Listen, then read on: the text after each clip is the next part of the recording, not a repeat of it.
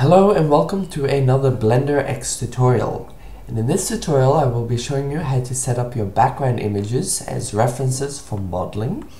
And today we will be using this background image of this Volkswagen, and I'll leave the link in the description. And I will be showing you how to separate out these images and then importing them into Blender so that you can start modeling. So the first thing to do is we need to import our image into Photoshop. Okay, so in Photoshop, what we need to do is we need to make 4 separate images for these 4 different views. And so how we're going to do that is using our select tool. We're going to go to background image and click duplicate layer. And then under here, under document, we're going to click new document. We can name this side, for example, for side view. Click OK. And now there are 2 documents open, one with our original blueprint image and one with our side view. So we're going to repeat that process for all the different views, and then we're going to separate them out. So duplicate image, go to new document, and we'll call this front. And then duplicate layer, new document, and we'll call this back, and duplicate layer, new document, and we'll call this top. Okay, so once you've done this, go to your side layer and then make a selection around the view that you want to isolate. So in this case, we're going to make a selection around this car. Then we're going to go select, image, crop. Now we've isolated this image. So now to get rid of this unnecessary space, all we need to do is make our selection a bit tighter. And so making our selection, and whilst hitting space, you can move your selection around. So make sure that you align the selection both on the top and on the left side before you continue. And once it's aligned, make sure that it's aligned on the right and on the bottom. And once you've made your selection and you're happy with it, let go and hit image crop. And then go select deselect. So now we have made our first background image, our side. So now we're just going to repeat the process. So again, make a selection around the front of the car in this case, hit crop, then make a better selection. So selecting, hitting space to move the selection around, let go of space, and then lining it up on the other side. Then image crop, select deselect. This is our next image. Then we'll do again the same for the back and the top.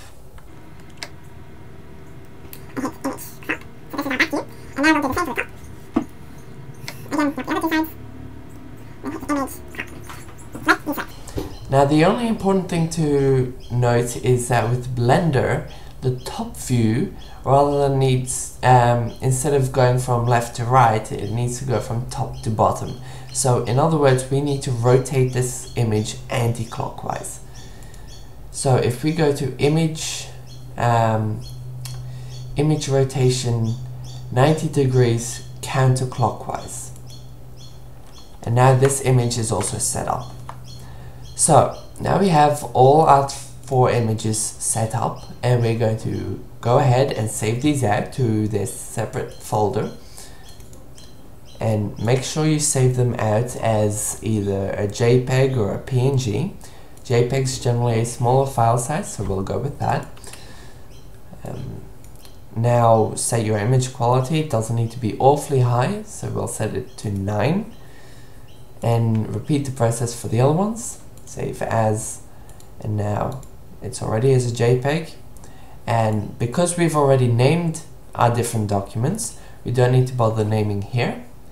And so we'll just click Save, 9, and the next one, File, Save As, Back, Save, 9, and the top, File, Save As, Top, and Save. Excellent. So now we have gone ahead and saved out all of our views, and so now we can go into Blender and import those views. Firstly, your background images only work if you're in orthographic view. So to change into orthographic view, hit 5 on the numpad, and then we are now in orthographic view. You can see that you're in an orthographic view by either seeing it here, it'll say ortho, or you will see the grid, the gray lines in the background. So this is in perspective, again it'll say persp, meaning perspective, and this is orthographic view. So we can switch between front, side and top view by hitting 1, 3 and 7 respectively on numpad, and then we can go ahead and start adding our background images. So under our properties, you can scroll down to background images and tick the box to turn on background images. So now to load in as a background image, you click the little arrow here, scroll down and click Add Image. Now we need to go find where we've saved our image.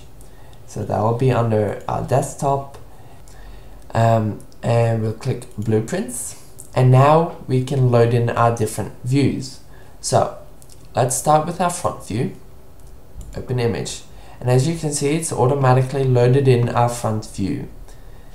Then the next image that we need to load in is our side and top view and back view, obviously.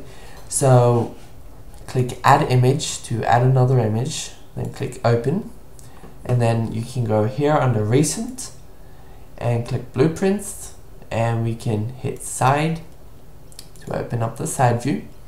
And you can see they're overlapping at the moment, but that's okay, I'll show you how to fix that.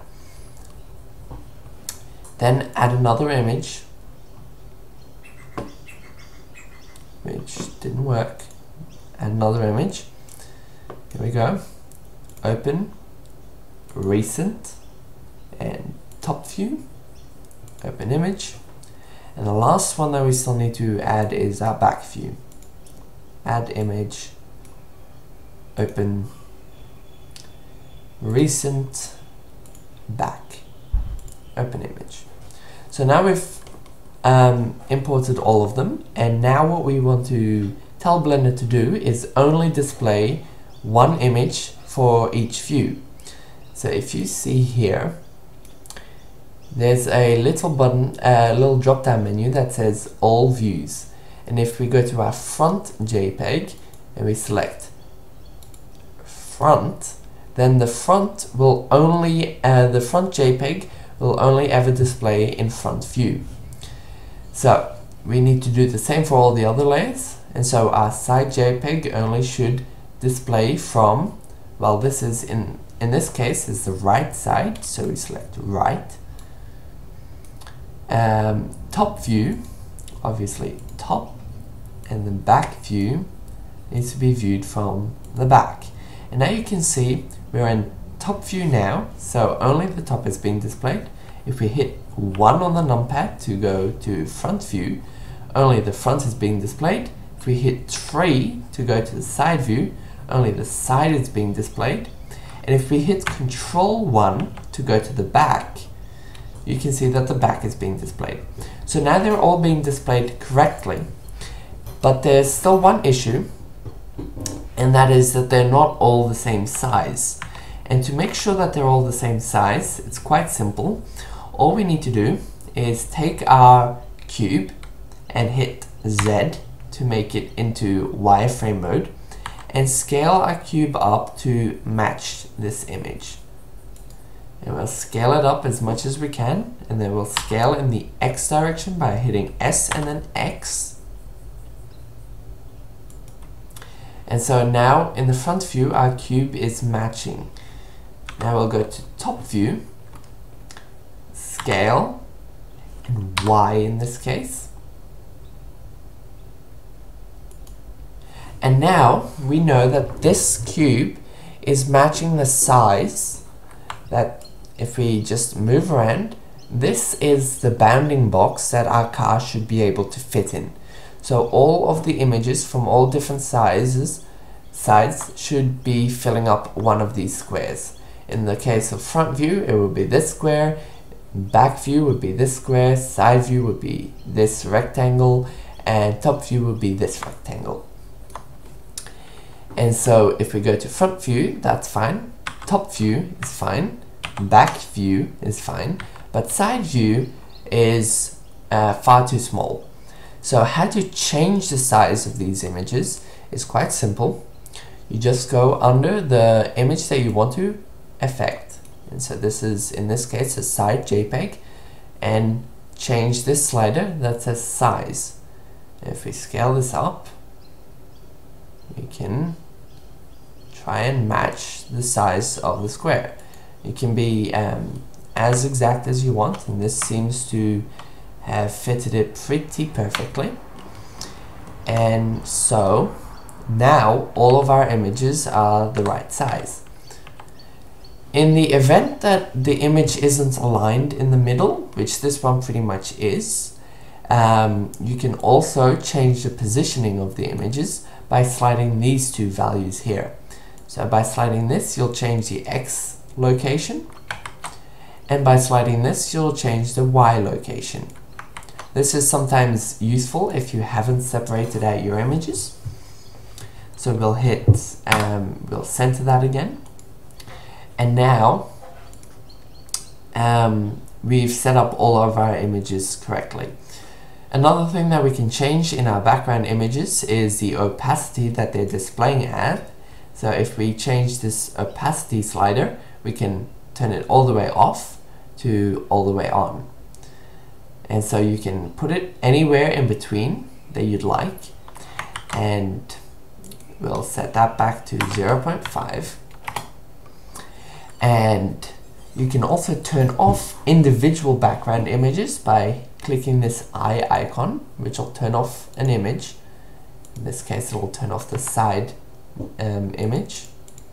And you can turn off all background images by clicking this this checkbox here. So now that all your background images are set up, you can start modeling. I hope that this tutorial has been helpful, and if you liked it, chuck us a like. And if you have any further questions, be sure to leave them in the comments below. And as always, if you have any further suggestions for tutorials, also leave those in the comments below, and we will continue making tutorials. Thank you for listening, and goodbye.